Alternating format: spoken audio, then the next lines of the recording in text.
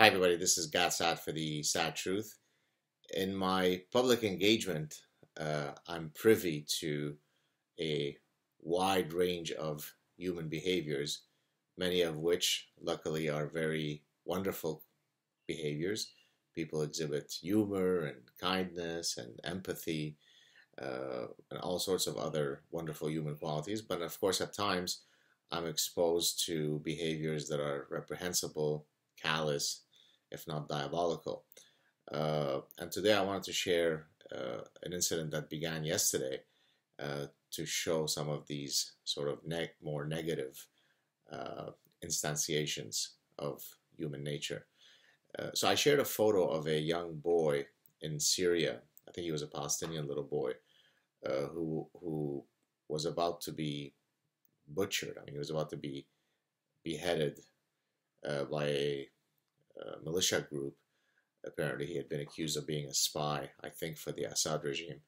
And so I shared just a still photo as he was in the truck moments before he was about to be killed. And I shared that story, if for no other reason than to express my anger, my anguish at not being able to save that boy.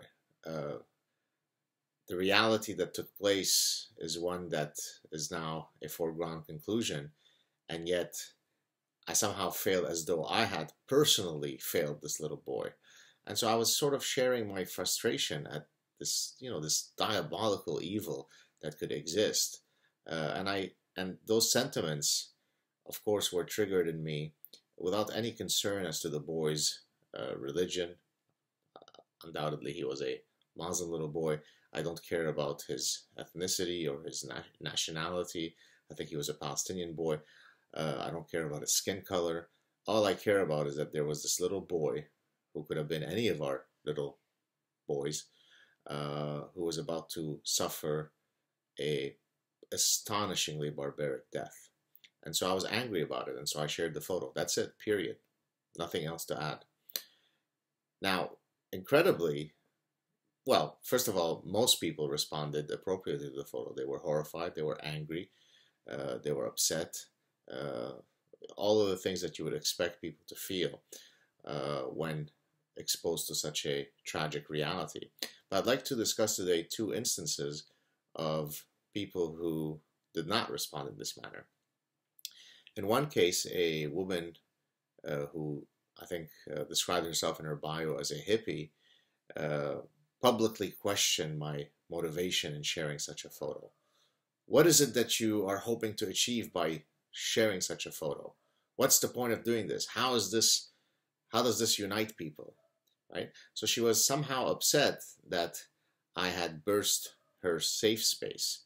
She was very, very upset and triggered by the fact of having to be exposed to such a photo. Incidentally, she's not one of my followers, but I guess through some thread she came across the photo. Now, that is grotesque on several fronts. I mean, first of all, think about the implications of what she is uh, espousing here, right? I mean, we shouldn't share horrible realities lest it might get people upset because it doesn't allow people to unite, right? Okay, so no, let's not discuss the Holocaust, let's not discuss World War II, let's not discuss the daily carnage that happens all around the world, because what purpose does this serve? Well, there's this little thing that I like to call the news, and that's why we share these things, because people like to be informed about the realities around them. So this was a perfect manifestation of an ostrich, right? She holds a unique position in the ostrich brigade, right? I mean, don't tell me about this dreadful reality. So her first response is not to be horrified and angered by these monsters who are about to behead a little boy, but rather it was to attack me, to question my motives in talking about those who are about to behead a little boy. So, I mean, you don't have to be a sophisticated moral ethicist to proclaim that her moral compass could not be any more broken. And now let's move on to a second person. This is a follower on my public Facebook page who somehow manages to link every single thing that I talk about to his vegan activism. If I talk about Messi, oh yeah, but what about those poor animals? If I talk about my dog, oh, you love your dog, but what about those poor animals? If I talk about it's sunny outside, oh, right, so you're going to go outside in the sun. What about those lab animals that are not seeing the sun? Now, don't get me wrong. There is nothing that I abhor more in life than animal cruelty. It is absolutely the number one thing that crushes my soul. Now, that doesn't mean that that reality does not hold true, while at the same time, I don't only eat tofu. Okay?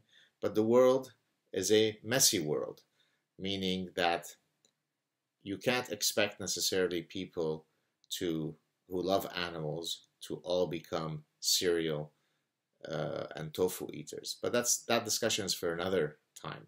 What I wanted to talk about today is this gentleman's callousness when it comes to how he responded to my posting a photo of this little boy.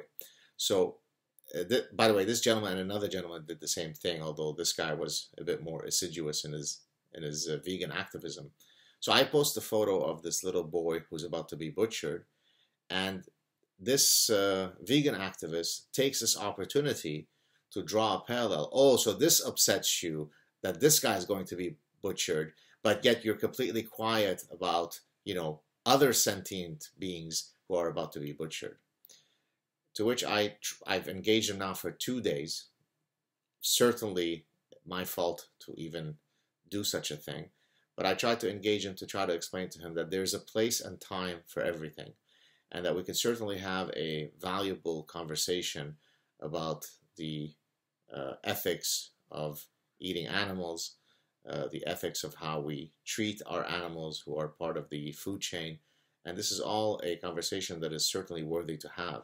And I'm the first to support countless ways by which we can improve the treatment of our animal cousins. But my point was that it was the definition of callousness to not even take a moment to just honor the memory of this butchered child, but rather his dogmatic, his myopic view of the world through only the lens of his vegan activism did not allow him to offer an iota of empathy to this little boy. Right away he goes from, oh, so we have to feel bad for this little boy, but who cares about the sentient beings who are being slaughtered?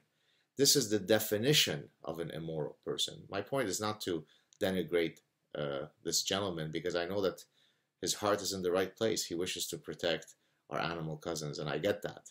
But again, it shows you what happens when people become singularly focused in their activism pursuits to one issue, and then everything in the world is only viewed through that prism. There's another group of people, incidentally, who suffer from exactly this form of delusional thinking. Well, or maybe not delusional thinking, but rather obsessive thinking. And those are the so-called Israel haters. I've satirized this position in the past, where basically people will write to me in all sorts of vitriol that, hey, how come you're talking about Islam, yet I never hear you criticizing Israel, right? And so they can't focus on the daily, never-ending carnage that is being committed by the adherents of one particular ideology, because all that they see in the world is that Israel is the great, evil, diabolical, evil juice place. And therefore, hey, God, you woke up this morning and you brushed your teeth. What's happening? How come you're not criticizing Israel? And so this vegan activist is exactly the same guy, except that his focus is not on Israel, it's on vegan activism. So if I say to my wife, hi wife, I love you, he'll be in the background saying, well, wait a second, you love her, what about the animals? Hi, my children, happy birthday, my children. Oh, happy birthday, my children. What about the sentient beings that are being slaughtered? So this type of thinking is the definition of someone who has lost their moral compass, because they're unable to temper the manner in which they navigate through the world through the prism of multiple issues. Everything is boiled down to to their one pet topic. Forgive the pun. So there you have it, folks. Have a good Sunday. Talk to you soon. I can't wait for the vacation to start. I'm tired of these endless public engagements. Cheers.